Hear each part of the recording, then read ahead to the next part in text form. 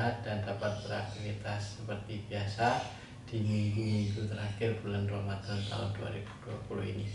Baik teman-teman yang berbahagia, pada kesempatan hari ini kita akan berbicara mengenai motivasi. Tentu teman-teman dalam kehidupan sehari-hari telah banyak sekali mendapatkan motivasi untuk mendapatkan semangat dalam beraktivitas apapun itu aktivitas kita, baik aktivitas akademik, aktivitas non akademik, aktivitas sosial, aktivitas keluarga maupun aktivitas keluarga individu kita masing-masing. Baik teman-teman, pada dasarnya motivasi itu adalah suatu dorongan yang menjadikan kita itu terdorong untuk melakukan tindakan-tindakan tertentu untuk mencapai tujuan-tujuan tertentu dalam kehidupan kita. Nah, dorongan ini tentunya dalam memberikan motivasi pada diri kita ada dua dorongan utama, yaitu dorongan yang berasal dari dalam diri kita, itu semangat kita sendiri yang kita timbulkan sendiri karena adanya cita-cita, karena adanya keinginan, karena adanya kebutuhan yang harus kita penuhi, itu dorongan dari diri kita sendiri. Kemudian ada dorongan dari orang lain, mungkin karena ada lingkungan, karena ada yang akan dibahagiakan, kemudian karena ada rewards atau bonus atau gaji yang besar dalam hidup kita, sehingga kita termotivasi untuk melakukan kehidupan ini dengan sebaik-baiknya dan berbuat baik, termotivasi berbuat baik kepada orang lain dan lingkungan kita dengan sebaik-baiknya. Karena hidup tanpa motivasi tentunya tidak akan terasa nyaman, tidak akan semangat, tidak akan memiliki daya juang kalau hidup kita ini tidak memiliki motivasi. Pada dasarnya motivasi, teori dasar motivasi ini tentu kita lihat banyak sekali yang sudah menyampaikan teori Maslow berbicara mengenai motivasi. Ada 5 kebutuhan manusia yang harus dipenuhi, mulai dari kebutuhan dasar atau kebutuhan fisiologis, kemudian kebutuhan keamanan, kemudian ada kebutuhan kepemilikan, ada kebutuhan penghargaan, kemudian ada kebutuhan mengenai aktualisasi diri. Oke, itu dapat dilihat di sini teman-teman, gambar mengenai hierarki kebutuhan Maslow. Nah, kita akan bagi dua hierarki kebutuhan Maslow ini, yaitu yang pertama pemenuhan di luar pekerjaan, jadi kebutuhan di luar pekerjaan. Kemudian di sini ada kebutuhan yang ada di dalam pekerjaan. Kita mulai dari yang paling dasar, yaitu kebutuhan fisiologis. Oke, fisiologis, kebutuhan fisik, kebutuhan dasar hidup manusia itu apa, teman-teman? Tentu kita kalau berkata di luar pekerjaan, kita membutuhkan makan, membutuhkan minum, membutuhkan oksigen udara ini kita hidup untuk kehidupan kita. Jadi yang menunjang kehidupan kita, kebutuhan fisik. Di sisi pekerjaan yang disebut dengan kebutuhan fisik pekerjaan, ya yang menunjang kebutuhan fisik di luar pekerjaan kita apa itu? Kita membutuhkan pendapatan atau gaji atau income untuk memenuhi kebutuhan makan minum kita. Kemudian kita membutuhkan semangat kerja untuk mendapatkan pendapatan yang akan kita kejar tadi. Kemudian kita membutuhkan apa lagi? Membutuhkan peralatan kerja. Apapun pekerjaan kita, pasti kita membutuhkan peralatan kerja. Oke, itu paling dasar kebutuhan. Di sisi di luar pekerjaan, makan, minum, dan sebagainya. Di sisi pekerjaan kita membutuhkan pendapatan, membutuhkan peralatan, dan membutuhkan gairah kerja. Kita naikkan satu level dari kebutuhan fisiologis menuju kebutuhan akan rasa aman, safety dalam hidup kita. Kebutuhan akan rasa aman tentu kita kalau di luar pekerjaan, kita membutuhkan rasa aman untuk tempat tinggal. Kita membutuhkan rasa aman di lingkungan. Kita membutuhkan rasa aman dari polusi, dari virus, dari penyakit. Kita membutuhkan rasa aman atas dasar itu. Kemudian di sisi pekerjaan, kalau berbicara mengenai kebutuhan akan rasa aman, kita membutuhkan pekerjaan yang aman, yang imbalannya sesuai dengan apa yang kita kerjakan. Jadi antara apa yang kita kerjakan dengan pendapatan yang kita terima itu adalah sesuai, jadi aman. Dan juga kita melakukan pekerjaan yang aman untuk diri kita dan keluarga kita. Kemudian biasanya untuk melindungi keamanan pekerja dan keluarga pekerja, perusahaan akan memberikan perlindungan keamanan pekerjaan berupa asuransi. Jadi itu adalah hierarki kebutuhan yang kedua untuk memberikan rasa aman kepada pekerja kalau di dalam pekerjaan. Kalau di luar pekerjaan, rumah, lingkungan yang baik, lingkungan yang sehat itu memberikan keamanan bagi kita dan keluarga kita tinggal. Okay. Kemudian kita naikkan ke level ketiga. Jadi setelah kebutuhan dasar terpenuhi, kita mengejar kebutuhan mengenai rasa aman. Lalu yang ketiga, kita mengejar kebutuhan akan kepemilikan. Oke.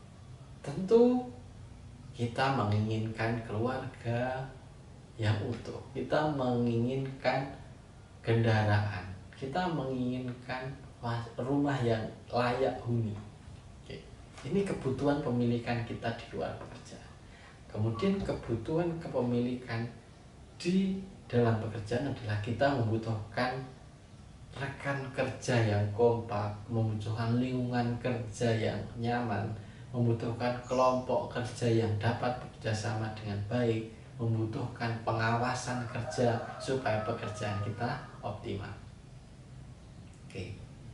Kemudian kita naik level yang keempat, yaitu kebutuhan akan penghargaan. Saat ini kehidupan era abad 21, era modern, era digital ini, penghargaan sangat berarti bagi manusia. Dengan memajang status diharapkan likes, mendapatkan penghargaan. Kalian akan mendapatkan merasa mendapatkan penghargaan kalau likes di statusnya banyak misalnya. Nah, maka kebutuhan penghargaan ini, kalau kita berbicara di level di luar pekerjaan, ya kita pengen dihargai oleh teman-teman, oleh komunitas kita, keluarga kita, persetujuan keluarga kita.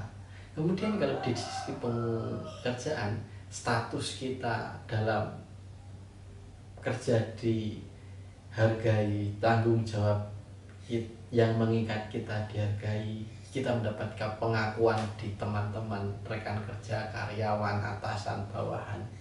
Itu kalau kebutuhan penghargaan. Kemudian yang terakhir adalah kebutuhan tentang aktualisasi diri. Kebutuhan aktualisasi diri di dalam era yang sekarang ini menjadi sangat penting. Karena manusia semuanya pengen tampil, pengen menunjukkan jati dirinya dengan saluran media sosial yang sangat luar biasa. Maka aktualisasi di luar pekerjaan ini menjadi sangat luar biasa penting bagi anak-anak sekarang. Bagaimana pendidikan, bagaimana kita berperilaku, bertumbuh dalam komunitas, kita menyalurkan hobi. Nah, ini menjadi aktualisasi yang penting saat ini, tren saat ini dalam anak-anak generasi milenial ini. Dengan ngopi, dengan menraktir temannya, dengan memajang status di tempat-tempat wisata yang bagus, di tempat-tempat makan yang keren. Ini adalah bentuk-bentuk aktualisasi di luar pekerjaan yang banyak kita lakukan. Kemudian kalau kita berbicara aktualisasi diri di dalam pekerjaan, ya kita beraktualisasi, berkreativitas dalam pekerjaan. Sekarang banyak pekerjaan-pekerjaan kreatif yang menunggu kita, startup membuat usaha-usaha dengan promosi bantuan digitalnya sangat luar biasa maju dalam aktualisasi dalam pekerjaan. Kita membutuhkan pelatihan-pelatihan untuk meningkatkan kemampuan aktualisasi pekerjaan kita. Kita butuhkan kemajuan, pertumbuhan, kelengkapan peralatan untuk beraktualisasi dalam bekerja kita. Ini adalah hierarki kebutuhan Maslow yang paling dasar yang kita penuhi. Nah, kebutuhan fisiologis, kebutuhan dasar, kebutuhan rasa aman, kebutuhan pemilikan, kebutuhan penghargaan, dan kebutuhan aktualisasi diri menurut teori hierarki Maslow ini adalah yang memotivasi kita untuk dapat memenuhinya.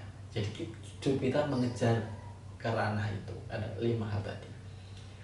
Oke, teman-teman, dalam proses motivasi, nanti bisa dilihat di atas.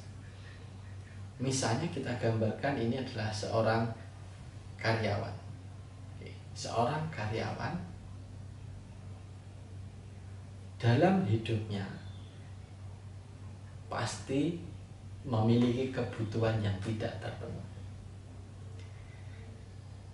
Kalau kita memiliki kebutuhan yang tidak terpenuhi, pasti kita mencari cara bagaimana memenuhi kebutuhan. Maka proses motivasi dimulai dari kebutuhan yang tidak terpenuhi. Kita berjalan mencari cara untuk memenuhi kebutuhan. Cara untuk mencari kebutuhan ini, cara untuk mencari pemenuhan kebutuhan ini, pasti kita ada melakukan sesuatu perbuatan.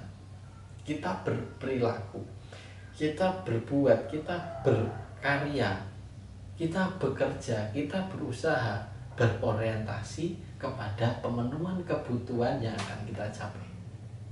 Oke. Setelah kita bekerja, kita mendapatkan hasil. Nah, hasil itu kita evaluasi, ini cukup tidak untuk memenuhi kebutuhan yang saya inginkan. Ingat, manusia ketika kebutuhan satu terpenuhi akan muncul kebutuhan yang lain, kebutuhan yang lain terpenuhi akan muncul kebutuhan yang lain. Itu adalah manusia. Maka kita selalu mengevaluasi, kira-kira cukup tidak memenuhi kebutuhan kita. Kebutuhan dasar cukup, kita mau melonjak ke kebutuhan berikutnya, maka kita evaluasi. Lalu kalau kita belum memenuhi kebutuhan secara optimal, kita berusaha lagi. Begitulah siklus kehidupan motivasi, proses motivasi dalam pemenuhan kebutuhan dalam kehidupan kita selalu berputar, karena kebutuhan tidak semakin berkurang, tetapi kemudian dalam hidup kita akan terus meningkat. Ketika masih sendiri, kebutuhannya pasti lebih sedikit. Ketika nanti berkeluarga dengan istri atau suami, kebutuhan akan meningkat. Kemudian kalau ada anak akan meningkat lagi. Kalau anaknya sekolah, macam-macam, pasti akan semakin tinggi kebutuhan yang akan kita capai dan kita penuhi dalam hidup kita. Oke. Teori yang lain di sini ada teori X yang mengatakan ada 3 kategori kebutuhan, yaitu ada kebutuhan kehidupan, kebutuhan keterhubungan, dan kebutuhan pertumbuhan. Kebutuhan kehidupan adalah life, kebutuhan untuk hidup, makan, minum, rumah, tempat tinggal. Ini sebenarnya hampir sama dengan, jadi teori ini cuma membedakan, kalau Maslow tadi ada 5 tingkatan kebutuhan, kalau ini ada 3, yaitu kehidupan, kebutuhan untuk hidup, kebutuhan keterhubungan, kita membutuhkan masyarakat, kita membutuhkan teman, kita membutuhkan jaringan untuk bermedia sosial, internet, kita membutuhkan keluarga yang solid dan kerja yang solid. Ini keterhubungan. Kemudian kebutuhan pertumbuhan, jadi kebutuhan untuk grow, tumbuh, maka kita membutuhkan modal untuk tumbuh, misalnya kebutuhan pendidikan, kebutuhan kesehatan. Nah, ini di sini menurut teori X itu. Kemudian selain Maslow dan X, ada juga teori kebutuhan dua faktor. Dua faktor di sini tentu saja kebutuhan itu terpenuhi tidak terpenuhi. Kalau dalam dunia kerja, kepuasan dan ketidakpuasan. Dalam area kepuasan kita membutuhkan motivator. Jadi dalam bekerja kita membutuhkan motivator, motivasi dalam bekerja. Tekanan, peraturan itu sebenarnya adalah mengekang kita, memotivasi kita untuk memenuhinya. Kalau kita lepas dari aturan dan tekanan dalam dunia pekerjaan, maka tidak akan ada kepuasan kerja di sisi penilaian oleh atasan dan juga nilai kerja kita jelek. Kalau faktor ketidakpuasan itu dilihat ketika kita bekerja adalah dari sudut pandang orang lain melihat pekerjaan kita. Kalau dari sisi kebijakan, perusahaan, supervisor, hubungan antar personal, ini kalau terjadi hubungan yang tidak baik, pasti akan terdapat area ketidakpuasan bekerja. Kemudian dilihat dari sisi gaji kita, kondisi kerja, kenyamanan kita dalam bekerja. Kadang kita merasa tidak puas apa yang kita dapatkan dengan apa yang kita lakukan. Jadi pengorbanan yang kita lakukan dengan apa yang kita dapatkan, terjadi tidak puasan. Nah, disinilah terjadi chaos antara kepuasan dan ketidakpuasan dalam bekerja yang mempengaruhi motivasi kita dalam bekerja. Ini masalah yang dihadapi oleh manusia. Jadi terkadang kita merasakan kepuasan dan terkadang kita di sisi lain merasakan ketidakpuasan. Tetapi di sisi ini, karena kita memiliki agama, di tengah-tengah ada jembatan yang namanya bersyukur. Kalau kita mensyukuri setiap keadaan ini, pasti kita akan tidak selalu melihat ke atas, tetapi bagaimana kita memandang ke bawah orang-orang di bawah kita. Maka kita akan mengatasi permasalahan kepuasan dan ketidakpuasan dalam keluarga, masyarakat, dan bekerja. Ini kita perlu banyak-banyak melakukan rasa syukur atas pencapaian apa yang telah kita capai. Ingat, orang di bawah kita pasti lebih banyak daripada kita saat ini. Jadi intinya, untuk mengatasi permasalahan chaos antara kepuasan dan ketidakpuasan dulu di tengah-tengah adalah adanya yang disebut dengan bersyukur. Coba teman-teman